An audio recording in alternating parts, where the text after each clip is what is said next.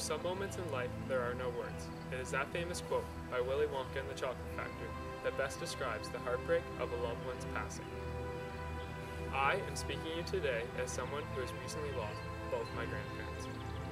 In almost all cases, when a death first arises, the question most pondered is why? Why him? Why her? Why us? Everyone has experienced this thought process before and will again in their lifetime.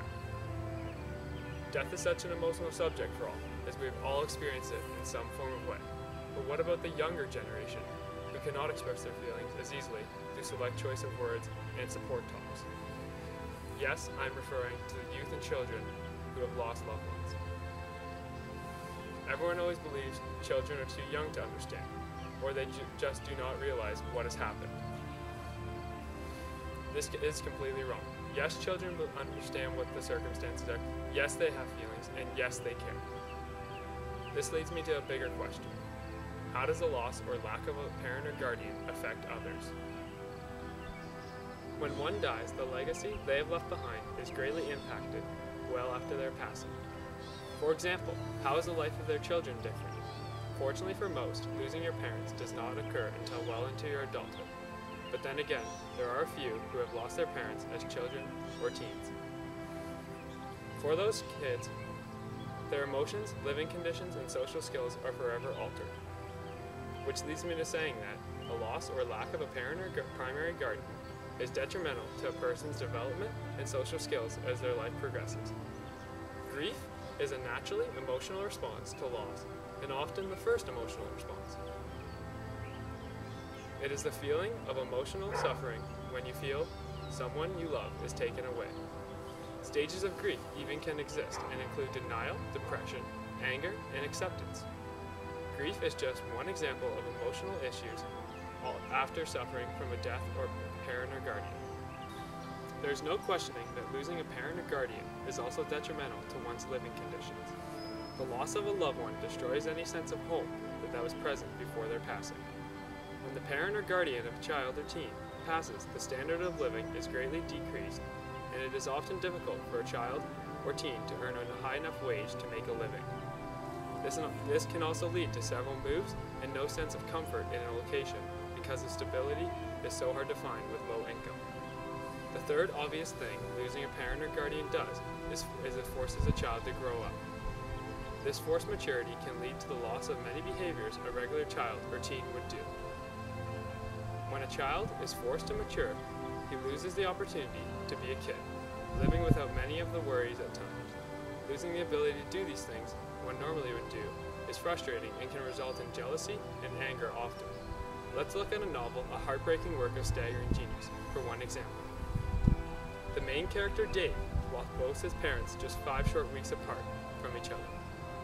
He then had to become the lone guardian for his younger brother, Toph. Dave was so overprotective of his younger brother, almost obsessed with being a better parent than his own father was to him. He constantly was checking up on Toph and losing out on the finer things in life. This was evidenced by his countless visions and mentions of the fun times he had playing with Toph. Frisbee, driving, cooking, etc. The two boys' loss of their parents also decreased their living conditions. After his parents died, it is difficult for Dave to provide proper living conditions for his brother.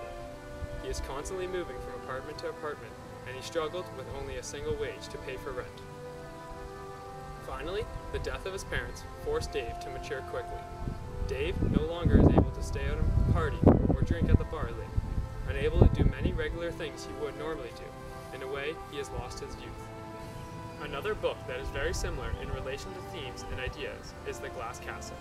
Although both parents are physically there, unlike Dave's parents, the main character, Jeanette, has a mother who is mentally absent, and her father has an alcohol addiction problem. This provides detrimental living conditions for her. She is constantly moving from home to home with minimal money to live off.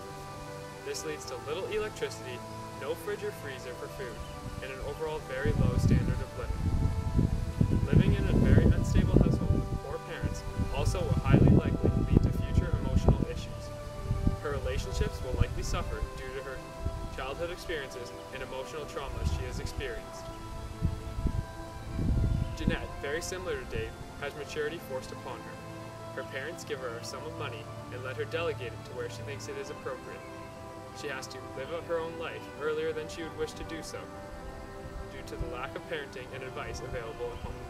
Her mother often leaves her for art school classes, and her father is constantly asking her for money to buy his alcohol.